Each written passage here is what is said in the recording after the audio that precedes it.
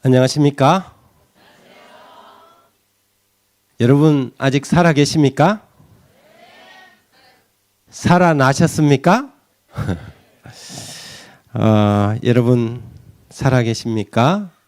라는 제목으로 우리가 지난 화요일부터 온라인과 또 오프라인, 온라인으로 이렇게 여러분을 만나게 되었습니다. 오늘 그 마지막 시간으로 14만 4천인 그들은 어떤 사람들인가 라는 제목으로 오늘 마지막 시간을 생각해 보고자 합니다. 계시록 14장에 나와 있는 이 성경을 좀 읽겠습니다. 또 내가 보니 어린 양이 시온산에 섰고 그와 함께 14만 4천이 섰는데 그 이마에 어린 양의 이름과 그 아버지의 이름을 쓴 것이 있도다. 내가 하늘에서 나는 소리를 들으니 많은 물소리도 같고 큰 내성도 같은데 내게 들리는 소리는 검은 고 타는 자들의 검은 고 타는 것 같더라.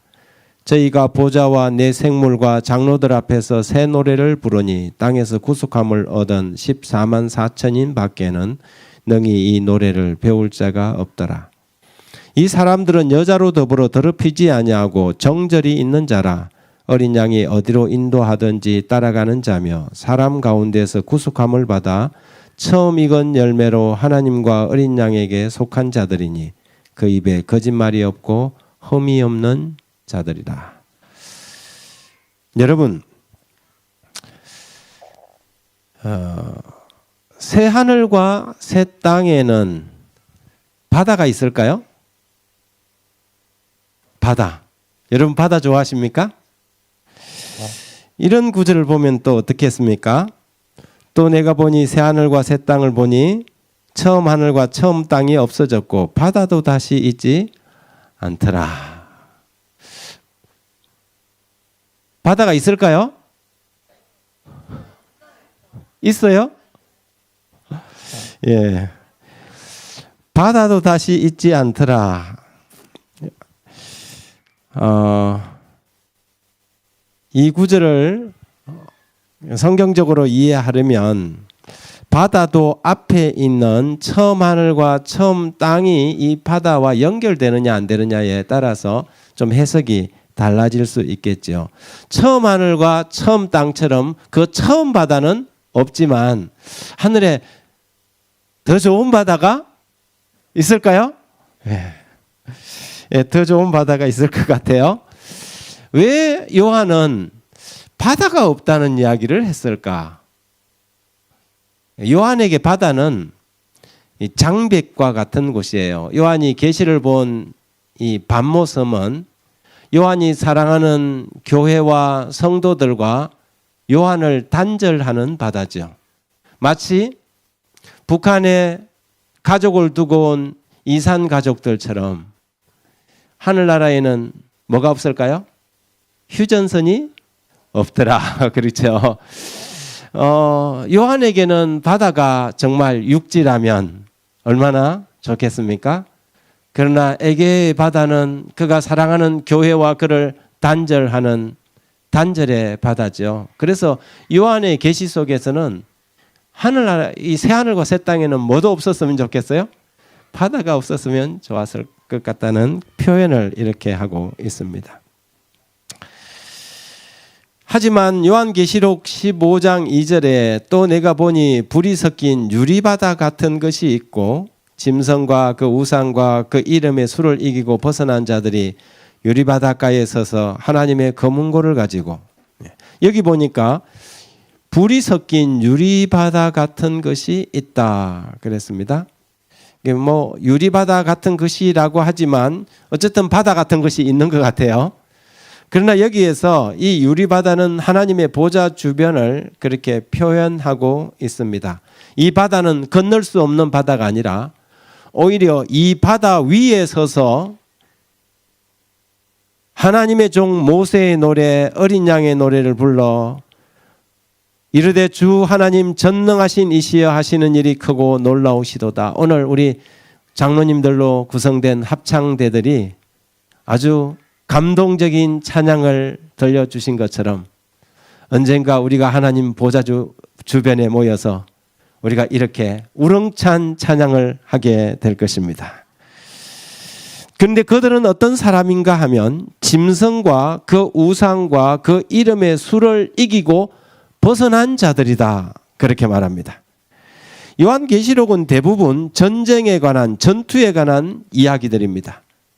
선과 악의 대쟁투가 요한계시록 1장부터 22장까지 전개됩니다. 7교회 이야기도, 7인 이야기도, 7나팔 이야기도 대부분 싸우고 또 싸우고 나가서 또 싸우는 대쟁투의 기록들이 나와 있습니다. 이 싸움은 대부분 이 지상에서 벌어지는 여자로 묘사된 하나님의 교회와 용과 그 사자들의 대쟁투이죠. 그런데 요한계시록 15장에는 보니까 이 새 노래를 하는 이 사람들이 마침내 그 싸움을 이기고 하늘 유리바닷가에서 찬양을 하고 있는 것입니다. 아직은, 지금은 우리가 이 죄악 세상에서 노래를, 찬양을 불러야 하지만 언젠가는 우리가 그 하늘 유리바닷가에서 우렁찬 목소리로 주님을 노래할 날이 오기를 간절히 바랍니다. 요한계시록의 구조를 잘 보면 계시가 천상과 지상을 오갑니다. 순환 구조로 이렇게 되어 있어요.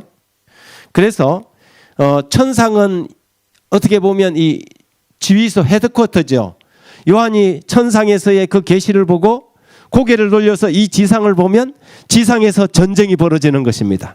그래서 지상에서 천상으로 올라가고 천상에서 다시 지상으로 올라가고 그 다음 장에 보면 또 다시 천상의 모습을 보여주면서 이 순환 구조로 계시록이 전개되고 있거든요.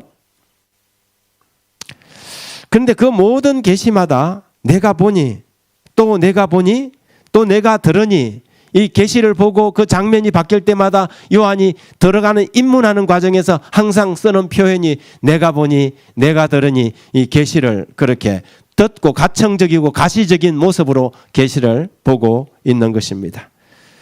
그리고 이 모든 싸움을 마침내 이기고 하늘 유리바닷가에서 검은고를 타며 모세의 노래, 어린 양의 노래를 부르는 천상의 하나님의 교회를 보게 되는 것이지요. 그래서 계시록 14장 1절부터 3절, 15장 2절부터 4절에는 천상에서 펼쳐지는 하나님의 교회의 모습을 봅니다. 이미 그들은 싸움에서 이기고 그 싸움을 벗어난 사람들입니다. 그런데 그 다음에 14장 6절 12절 15장 8절 이하부터 16장까지 여전히 이 지상에서 싸우고 있는 하나님의 군대, 하나님의 교회의 모습이 전개됩니다. 근데 참 하나님은 은혜스러운 게 이 계시를 보여줄 때 먼저 천상에 있는 교회를 먼저 보여줍니다. 다시 말해서 싸움에서 이기고 승리한 교회를 보여주고 그 다음에 이 지상에서 벌어지는 치열한 전투를 보여주는 것이죠. 무슨 말인가 하면 요한은 눈물이 많은 사람입니다.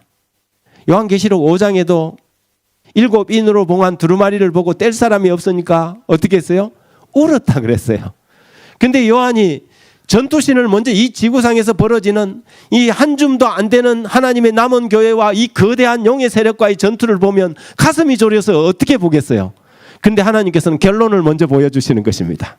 하늘에서 천상에서 이기고 마침내 승리한 교회의 모습을, 장엄한 그 교회의 찬양을 보여주고 그 다음에 지상에서 벌어지게 될 전투신을 보여주는 것이죠. 저는 가끔 유튜브에서 스피드 스케이팅을 보는 걸 좋아합니다.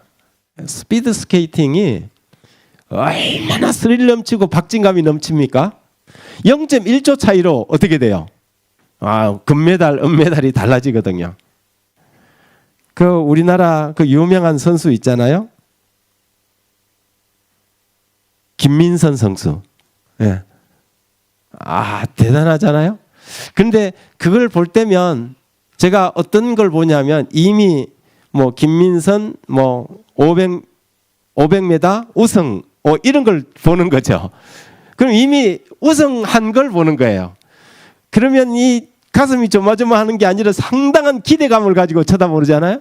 이 요한도 계시 가운데서 하나님께서 승리한 교회를 보여줬기 때문에 그 다음에는 가슴 졸이면서 보는 것이 아니라 기대감을 가지고 보는 것이죠.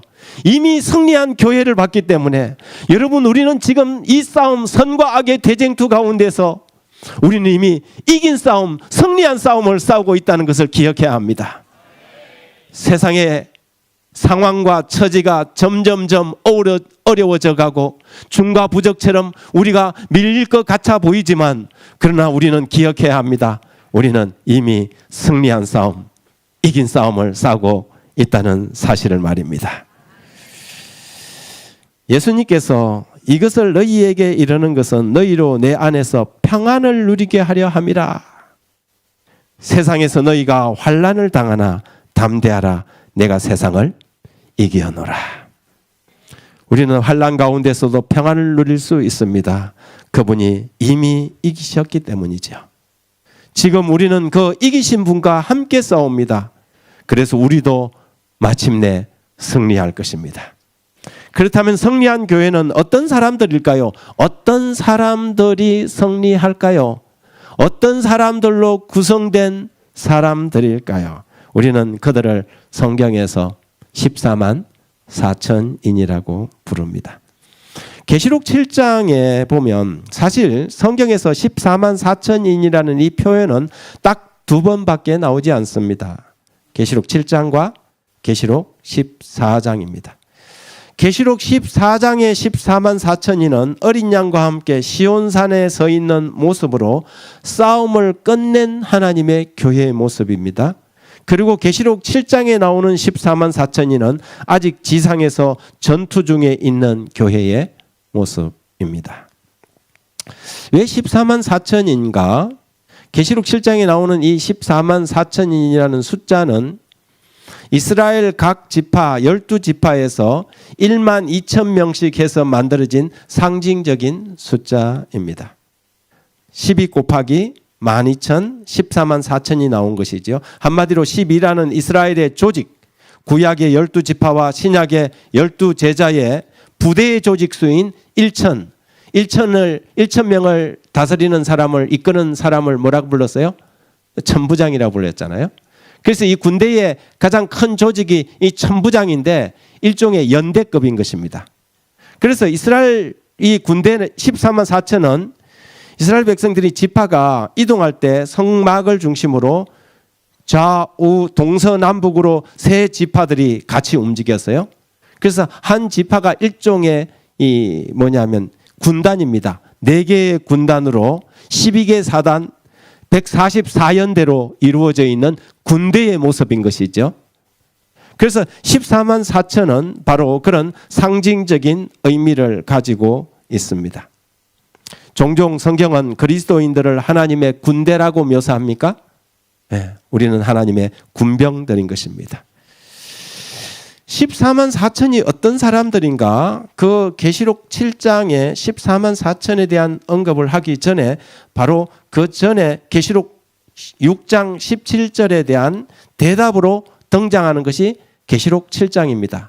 계시록 7장은 7인 계시 가운데 6째인과 7째인 사이에 들어가는 삽입 계시입니다. 성경 우리가 그 계시록을 이렇게 연구를 해보면 쭉 나가다가 중간중간에 삽입 계시가 중요한 부분들을 삽입해서 삽입 계시가 들어가는데요.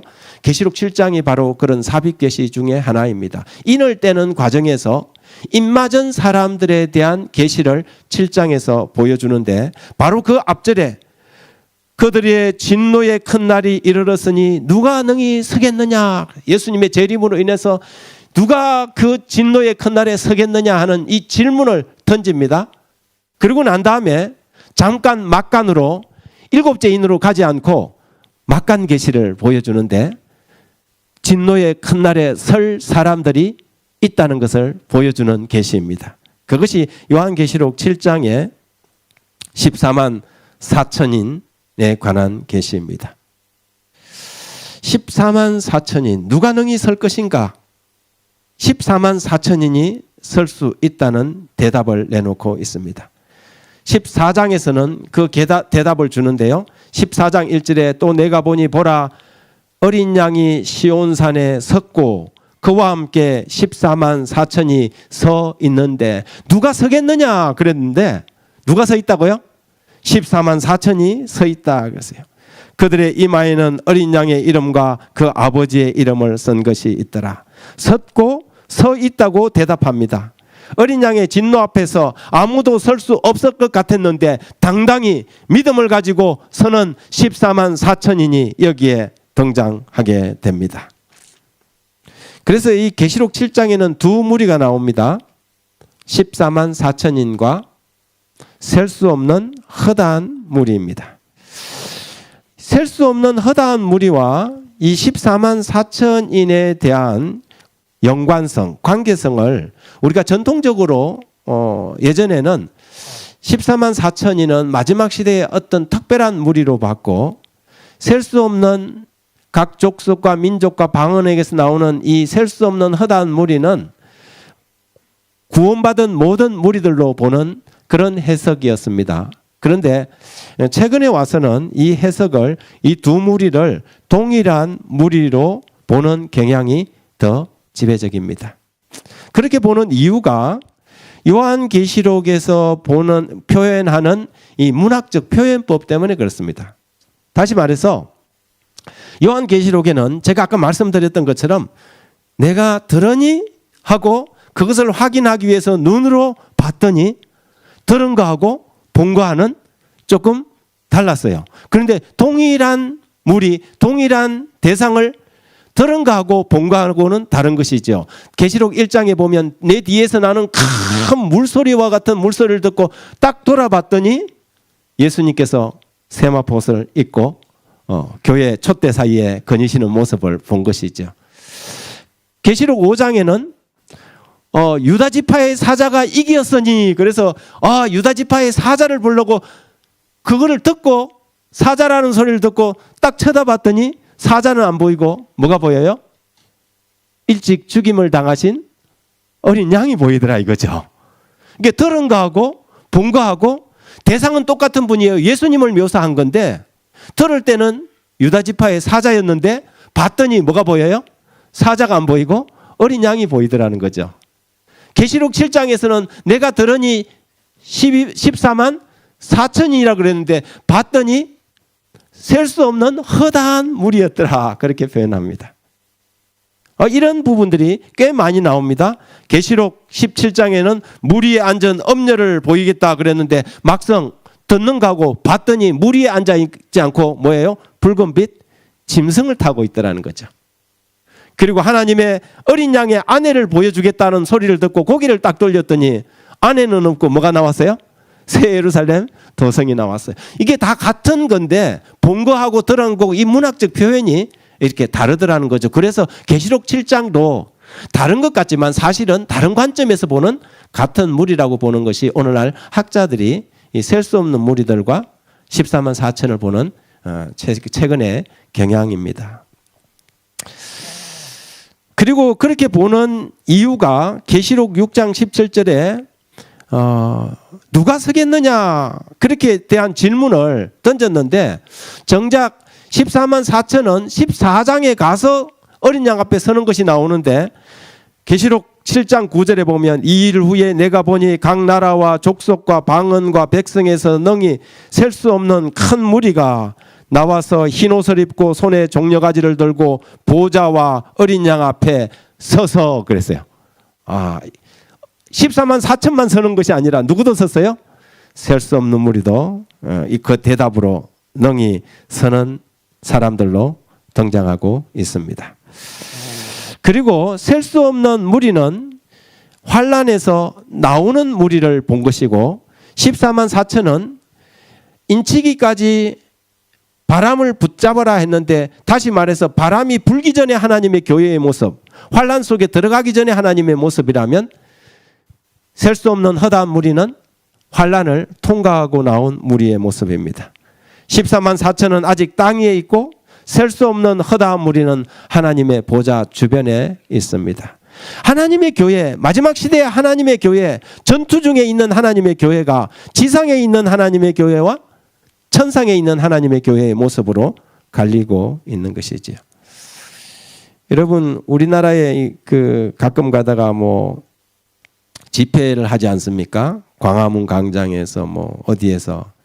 그러면 경찰 추산하고 주최측 추산이 왜 이리 다른지 모릅니다. 경찰 추산 5만 명인데 주최측 추산은 30만 명입니다. 여러분 14만 4천 명을 눈으로 보면 셀 수 있을까요? 어렵습니다. 듣기는 14만 4천인데 눈으로 보니 셀 수 없이 허다한 무리였더라. 그렇게 표현하고 있는 것입니다. 근데 사실 14만 4천이 이게 뭐 실수냐 상징이냐, 이게 셀 수 없는 무리와 14만 4천과 연관성이 어떻게 되느냐, 이것을 아는 것은 사실은 그렇게 중요하지 않습니다. 그것이 우리의 신앙하고 별 상관이 없기 때문입니다. 그러나 더 중요한 질문은 그 다음에 있습니다. 그것은 이 14만 4천인이 어떤 사람들인가, 어떤 무리들인가 하는 것이지요. 왜냐하면 그것이 그들의 성품의 특징과 그들의 믿음이 우리의 본이 되어야 하기 때문입니다. 그것이 우리가 14만 4천인이 되는데 가장 중요한 요소이기 때문에 오늘 그것을 한번 좀 살펴보려고 합니다. 7장에서 땅에서 전투 중에 있던 14만 4천인은 이제 시온산에 서 있습니다. 그들은 이제 세상의 무서운 바람과 환난과 전쟁의 공포로부터 안전합니다. 그들은 하나님의 보좌 앞에서 아무도 따라 부를 수 없는 새 노래를 부르고 있습니다. 마치 모세와 미리암이 홍해를 건너고 나서 구원의 노래, 찬양의 노래를 불렀던 것처럼 그들은 새 노래를 부릅니다. 왜 이 노래를 아무도 따라 부를 수 없다고 할까요? 그것이 무슨 노래이기 때문에? 경험의 노래이기 때문입니다. 여러분, 사람이 어떤 노래에 공감이 되려면 그것이 내가 경험한 이야기일 때 감동이 되고 공감이 됩니까? 노래란 자고로 공감이 되어야 되는데 그 가사가 자신의 경험에서 우러나올 때 공감이 됩니다. 처음부터 금수저로 태어난 사람에게 뭐 한마는 이 세상 이 노래를 부르면 감동이 되겠습니까? 여기 각시대 대쟁투 보니까 그리고 그들은 보좌 앞에서 새 노래를 부른다. 그 노래는 14만 4천 명 외에는 아무도 배울 수 없는 노래다. 그것은 모세와 어린 양의 노래 곧 구원의 노래다. 그 노래는 14만 4천 명 외에 아무도 부를 수 없는 노래다. 왜냐하면 그것은 그들의 체험의 노래 곧 다른 어떤 사람도 체험하지 못한 경험의 노래이기 때문이다. 여러분, 우리 나훈아 씨의 노래 중에 어메라는 노래가 있습니다. 어메 하면서 시작하는 노래입니다. 어메 어메 우리 어메 못하려고 날 낳던가. 날 나거든 잘 낳거나 못 낳을 거라면 못 낳거나 살자 하니 고생이요 죽자 하니 청춘이나 요놈 신세 말이 아니네. 여러분, 장가도 잘 가고 일이 척척 불러서 고생 한번 안 해본 사람이 이 노래 들으면 가슴이 울림이 있겠습니까?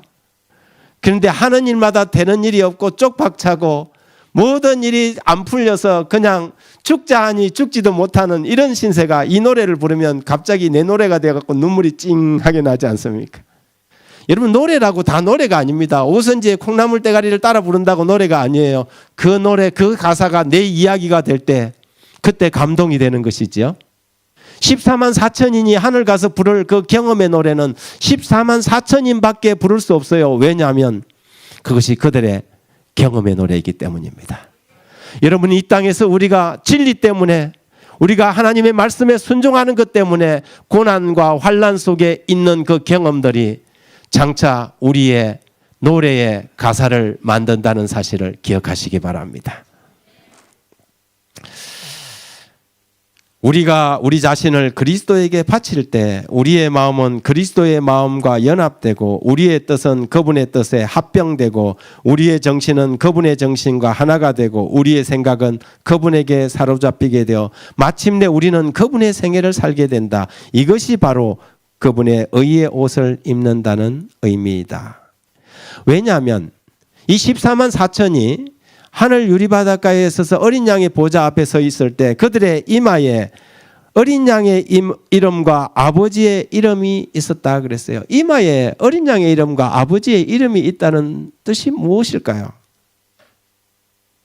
이마에 어린 양의 이름과 아버지의 이름을 쓴 것이 있더라고 했는데 그 이마는 그들의 정신과 그들의 사상을 뜻하는 것입니다. 하나님의 아들의 정신과 성품으로 무장되었다는 것이지요. 한마디로 무슨 말입니까? 입맞았다는 것입니다. 14만 4천인은 입맞은 사람들입니다. 인을 맞는다는 것이 무슨 말입니까? 여기에 우리 엘렌 와이트 주석에 이렇게 나옵니다. 하나님의 인은 볼 수 있는 어떤 도장이나 표나 도장이 아니라 영적으로나 지적으로 진리에 굳게 서 있는 것이며 따라서 그들은 흔들릴 수가 없게 되는 것이다. 인을 맞는다는 것은 어떤 눈에 보이는 어떤 표식을 가진다는 것이 아니라 그래서 뭐 일부러 입 맞으려고 이마 까고 다닐 필요 없습니다. 흔들리지 않은 상태가 되는 것을 말합니다. 어떤 유혹, 어떤 상황에서도 흔들리지 않는 상태, 그 상태를 입맞는 상태라 그러지요. 그러므로 하나님의 이 인을 맞는 것은 언제입니까? 언제 우리가 하나님의 인을 맞게 되죠? 하나님의 인을 맞는 것은 지금입니다. 인은 한 번으로 쳐지는 하나의 한 어떤 사건이 아닙니다. 인을 만든다는 것은 우리가 매일의 삶 속에서 우리의 매일의 선택의 반복이 요동치 않는 상황으로 가져가게 되죠. 우리가 오늘 한번 타협하고 죄를 받아들이면 그 다음에 죄를 짓는 것이 더 쉬워집니다. 그러나 우리가 죄를 거절하고 성령께 굴복하는 일을 선택하면 또 그 일이 우리에게는 더 익숙해집니다. 그렇게 경험이 반복되고 반복되면 습관이 되고 습관이 반복되면 성품이 되고 성품이 반복되어서 고정되면 그것이 우리의 운명이 됩니다. 그러므로 하나님의 인을 언제 맞는가? 먼 훗날이 아니고 언제라고요? 지금이에요. 여러분 어릴 때에 종이 밑에 10원짜리 동전 깔고 연필 갖고 왔다 갔다 해보셨습니까? 미술의 기법이 있어요. 그죠? 연필을 왔다 갔다 많이 해보면 처음에 한두 번 할 때는 아무것도 안 나타납니다. 그런데 그것을 여러 번 하면 다보탑이 나옵니까? 다보탑이 딱 나옵니다. 그것이 입 맞는 거예요. 입 맞는 게 다른 거 아니에요? 입 맞는 비결은 뭐냐면 우리가 매일 한 번의 선택을 하는 것이 계속 반복되어져서 우리의 삶을 통하여 그리스도의 형상, 하나님의 성품이 우리의 삶을 통해 드러나는 것이죠. 우리의 생애의 모습에서 누구를 볼 수 있느냐는 거죠. 짐승이 보이면 짐승의 표를 받는 사람이고 하나님의 품성이 드러나면 우리의 이마에 어린 양의 이름과 아버지의 이름을 쓴 것이 있게 되는 것입니다. 먹물로 써주는 것이 아니고 우리의 생애의 경험으로 쓰는 것입니다. 그것이 하나님의 입 맞았다는 거예요. 그래서 어떤 고난과 환난이 우리에게 주어진다 할지라도 요동치 않는 그 상태가 돼서 완전히 견고해지면 그것을 우리가 입 맞았다 그렇게 합니다. 그러므로 입 맞는 것은 지금입니다. 일요일 효험령은 언제 내릴까요? 역사적 사건이 있지만 사실은 우리의 삶 속에서 지금 내리고 있는 것입니다. 여러분 일요일 휴업령이 내리면 그때 가서 일요일 휴업령이 내리면 내가 어떻게 하겠다 그것이 내 마음대로 될까요? 아니요. 지금 선택하는 것이 그때의 선택이 될 것입니다. 그러므로 우리가 기억하십시다. 14만 4천인들이시여 어린 양이 어디로 가든지 성령께 굴복하여 따라가는 사람들이 되길 바랍니다. 이 사람들은 여자와 더불어 더럽히지 아니하고 순결한 자라 했을 때 이 여자는 그 어떤 남성, 여성이 하는 여자를 의미하는 것이 아니라 성경에 나오는 오늘 아침에 이야기했던 두 여자 중에 한 여자를 이야기를 합니다. 이 사람들은 여자와 더불어 더럽히지 아니하고 하는 것은 계시록 18장 17장에 나오는 엄녀 곧 하나님을 떠나 배도한 교회를 상징합니다. 14만 4천인은 그 엄녀에게 굴복하거나 짐승의 표에 강요에 굴복한 사람들이 아닙니다. 그들은 그들과 연합하지 않았고 14만 4천인은 음행 곧 짐승과 건 엄녀와 바벨론과 그 딸들의 교리나 사상이나 그리고 그들의 가르침으로 더럽혀지지 않았다는 것입니다. 그리고 그들은 사도 바울이 고백하고 간증한 것처럼 자기 자신을 언제든지 그리스도에게 내려놓고 성령이 그들을 인도하는 대로 굴복하는 생애를 살았습니다. 그것이 어린 양이 어디로 인도하든지 따라가는 사람들이라는 말입니다. 내가 그리스도와 함께 십자가에 못 박혔나니 그런즉 이제는 내가 산 것이 아니요 오직 내 안에 그리스도께서 사신 것이라. 14만 4천인은 그들의 신앙생활을 통해 온전히 자기 자신을 포기하고 말씀을 따라서 그리스도 중심적인 삶을 사는 사람들입니다. 짐승과 그 이름의 수를 이기고 벗어나서 하늘 유리바닷가에서 경험의 노래, 모세의 노래, 구원의 노래를 부를 하나님의 이 마지막 교회요. 우리가 어린 양이 어디로 가든지 그 길이 십자가의 길이라 할지라도 그 길을 넉넉히 따라가야 하겠습니다. 그들의 특징 중에 하나가 입에 거짓말이 없습니다. 거짓말 하십니까? 그 입에 거짓말이 없고 야고보는 우리가 다 실수가 많으니 만일 말에 실수가 없는 자라면 온전한 사람이라고 했습니다. 스바냐는 남은 교회에 대하여 묘사하면서 이스라엘의 남은 자는 악을 행하지 아니하며 거짓을 말하지 아니하며 입에 거짓된 혀가 없다고 스바냐 3장 13절에서 말합니다. 그들은 그리스도의 내재하시는 은혜와 능력을 힘입어 티나 주름 잡힌 것이나 이런 것이 없이 거룩하고 흠이 없이 변화된 사람들입니다. 또한 이곳에서 말하는 거짓말은 통상적인 거짓말 그 이상을 의미합니다. 적그리스도들의 세력들이 하는 거짓말도 포함하고 있지요. 교회정언 1권 216쪽은 진리는 그 진리를 받아들인 자를 고상하게 해주고 취미를 세련되게 하고 판단을 거룩하게 해주기 위하여 의도된 것이다. 우리가 미국에 들어갈 교제 곧 죄악으로 타락한 적이 없는 하나님의 천사들과 교제에 익숙해지기 위한 끊임없는 노력이 있어야 한다. 품성이 거룩하고 태도가 정숙하고 말에는 흠이 없어야 한다. 그리하여 우리는 마침내 성천하기에 적합해질 때까지 한 계단씩 향상되어 가야 한다. 여러분, 천국은 구원은 전적으로 그분의 은혜로 얻어지는 것이지만 우리가 장차 하나님께서 우리에게 허락한 영원한 나라에 들어가기 위하여 우리는 이 땅에서 훈련되어져야 합니다. 때로는 고난의 학교에서 시련의 학교에서 우리의 품성의 찌꺼기들을 그 시련의 용광로에서 벗겨내야 하는 것이지요. 그렇게 함으로 여러분 흠이 없고 티나 주름 잡힌 것이 없는 하나님의 영광스러운 교회로 하나님의 군대가 이 멋진 행진을 할 수 있도록 오늘 우리의 장로님들의 찬양의 마칭처럼 그렇게 전진해 가야 할 것입니다. 나의 형제들이시여 그대들의 말의 선물을 어떻게 활용하고 있는가? 그대들은 혀가 언제나 개발된 양심과 거룩한 애적의 명령을 순종하도록 그것들을 제어하는 법을 배웠는가? 그들의 대화는 경솔, 교만과 악의, 기만과 불순에서 벗어나 있는가? 그대들은 하나님 앞에서 기만이 없는가? 말은 현저한 능력을 발휘한다. 사탄은 할 수만 있으면 그를 섬기는데 혀가 바쁘게 사용되도록 할 것이다.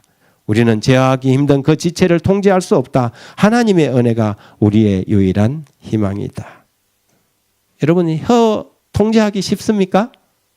정말 힘들지 않습니까? 여러분, 듣지 말아야 할 소문을 듣고 그걸 또 왜 귀로 들었는데 왜 입으로 옮기냐 말이죠.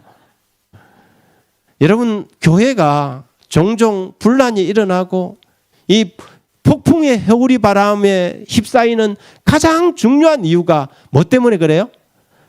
말 때문에 그래요. 말 때문에 그래요. 과장하는 말. 하나를 듣고 두 개를 붙여서 세 개를 이야기하는 말. 팩트가 확인되지 않는 모호한 소문을 퍼뜨리는 말. 여러분, 이런 이 말들이 하나님의 교회가 연합해서 힘써 스크랩을 짜고 이 복음 사명을 위하여 전진하기에도 버거운데 교회를 갈라놓고 분열시키고 누가 하는 거라고요? 사탄이 하는 거라고요. 사탄이 하는 것입니다. 그러므로 우리가 이 혀를 하나님의 은혜를 힘입어서 이 혀를 통제할 수 있도록 날마다 하나님께 기도해야 합니다.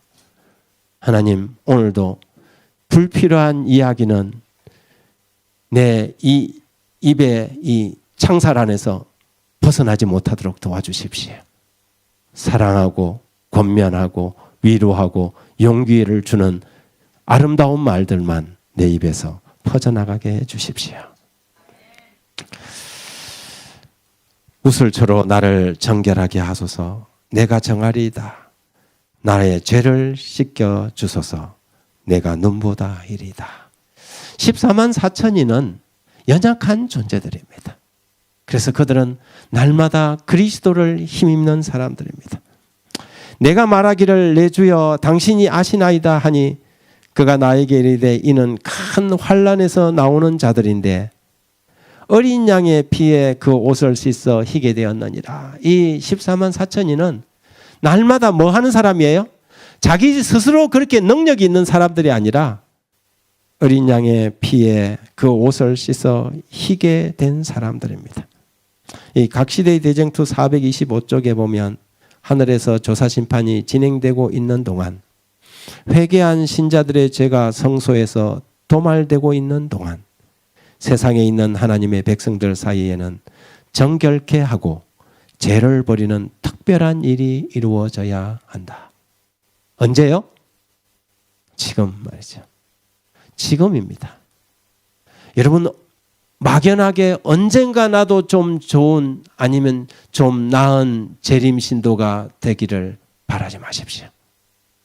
우리는 지금 이 순간에 하나님의 마지막 남은 교회로서 하나님의 군대로서 14만 4천인으로서 하나님 앞에 바르게 서도록 결심하고 결단해야 합니다. 우리 자신을 보면 참 희망이 없고 절망적이지 않습니까? 어린 양의 피에 우리의 옷을 씻어 희게 된 사람들이 되었으면 좋겠습니다. 이 말은 하나님께 드려질 희생 제물에 대하여 할 때 사용되는 용어입니다. 그리스도께서 흠없는 완전한 제물이 되셨던 것처럼 그리스도인들도 흠이 없고 거룩해야 합니다. 단 한 번의 실수도 없다는 말이 아니라 그는 날마다 매 순간 그리스도의 피에 자신의 죄를 씻어 깨끗해졌다는 뜻입니다.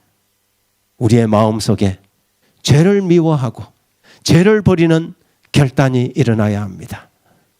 여전히 우리 마음속에 숨겨둔 모든 것은 다 오픈했는데 하나님, 우리 마음의 신방 가운데 하나는 자물쇠를 딱 걸어 잠궈 들고 이방만은 하나님께 내드릴 수 없어요 라고 말하지 말고 마지막 그 방 하나를 위해서 문을 열고 성령을 여러분의 심령 속에 초대하시기 바랍니다. 그리고 하나님의 군대로서 전진하는 하나님의 교회가 되길 바랍니다. 여러분, 그 유명한 바이올린 연주자 파가니니가 수많은 군중 앞에서 연주를 하던 도중 바이올린 현이 하나 탁 끊어졌습니다. 그래서 그것을 지켜보던 청중들이 하고 탄성을 지었습니다. 그런데 태연하게 세 줄을 가지고 연주를 하기 시작했습니다. 그런데 조금 있으니까 또 하나의 현이 탁 나갔습니다. 사람들은 불안해지기 시작했습니다. 근데 두 줄을 가지고 연주를 또 시작합니다. 근데 세 번째 줄이 탁 나갔습니다. 사람들이 망연자실할 이 파가니니를 쳐다보고 있는데 갑자기 연주를 하던 파가니니가 이걸 연주를 멈추더니 이제 현 한 줄과 저만 남았군요 하더니 또 연주를 시작하는 것입니다. 여러분, 우리 인생의 연주를 때때로는 우리의 현이 나가는 어려운 상황이 오더라도 여러분의 연주를, 믿음의 연주를 포기하지 마십시오. 포기하는 사람은 하늘 유리바닷가에 설 수 없습니다. 때로는 넘어지고 자빠지고 쓰러진다 할지라도 여러분 다시 일어나시기 바랍니다. 마지막으로 윈스턴 처칠이 옥스퍼드 대학에서 졸업 연설을 하는 날이었습니다. 그날 무슨 날인지 교통체증 때문에 너무 좀 늦게 이 처칠이 현장에 도착했습니다. 그리고는 기다리는 이 졸업생들을, 청중들을 향해서 뚜벅뚜벅 연단에 올라섰습니다. 그리고는 그가 올라서서 한참을 가지고 온 이 원고를 뒤적뒤적 하더니 한마디를 건넸습니다. Never give up. 포기하지 마십시오.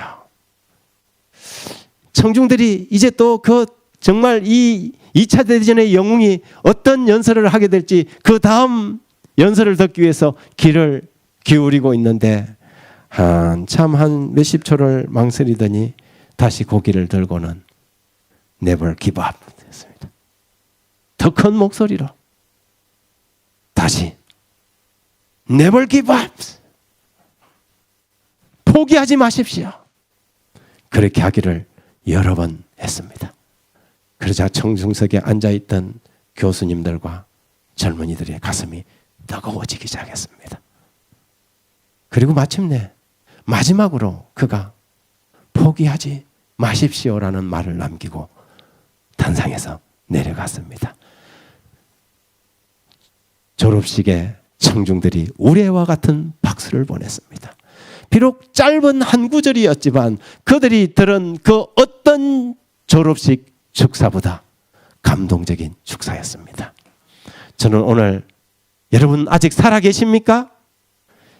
이 마지막 시간에 여러분에게 마지막 한마디를 남기고 떠나고 싶습니다.